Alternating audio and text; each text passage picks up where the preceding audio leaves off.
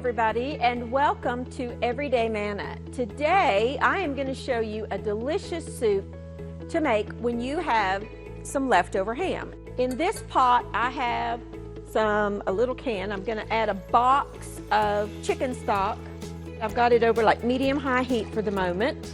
And I'm going to add some carrots. I've got 3 carrots here that I've already peeled. And I like to cut them into, bite-sized pieces. You can mix up the vegetables any which way that you like. Typically, most vegetable soups or soups in general will start with celery, carrots, and onion. Now, I'm not going to add any celery to mine today.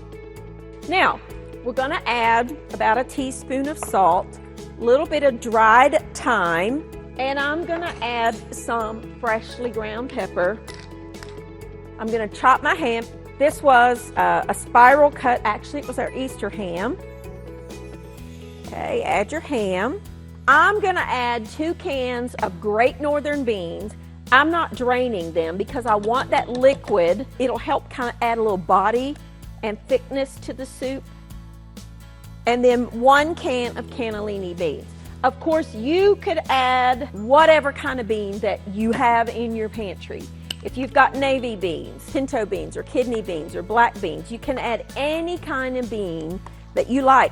And that's it. I'm going to bring it up to a good boil, and then I'm going to simmer it.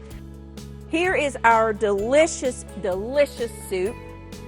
We're just going to make some fried Johnny cakes, which are kind of like a cornbread pancake, if you will. I have a cup of cornbread mix, a cup of self-rising flour. The self-rising flour already has your salt, your leavening agents, your baking powder, baking soda, and all that in it. Then I'm going to add 1½ cups of buttermilk. I'm going to add an egg to that, just 1 egg, and I'm going to lightly beat that egg.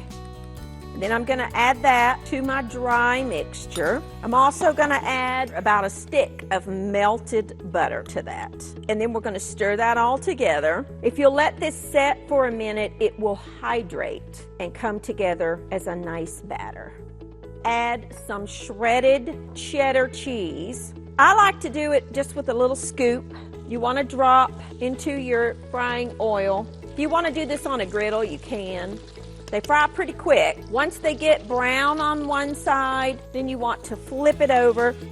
Here are our Johnny cakes. I wanted to show you, these are the big ones, or you can make little handheld size. They make a great little accompaniment to some soup. Now, we're going to get started on a very, very easy red raspberry square. I've got my oven preheated to 350 degrees, and I have here a 13 by 9 inch pan. In this bowl, I have 1 box yellow cake mix. I'm adding a couple of tablespoons of melted butter. I'm going to actually whisk my egg up.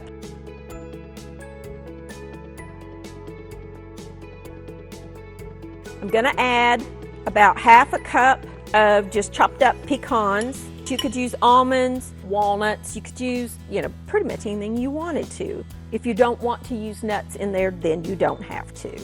You want this to be crumbly. You see how that's just nice and crumbly? We're going to put this in the bottom of our bowl. Then we're going to take our spatula or your hands, either one, and you want to press it out evenly in your pan. That's going to be your base. Then you're going to take a jar of red raspberry preserves. You want to spread that lightly over top. And then we're going to bake this at 350 degrees for about 25 minutes or so, or until it's golden and cooked through. And then we will make a glaze to go on it. We need some powdered sugar, some water, and a little bit of vanilla extract. You could use almond extract if you wanted to.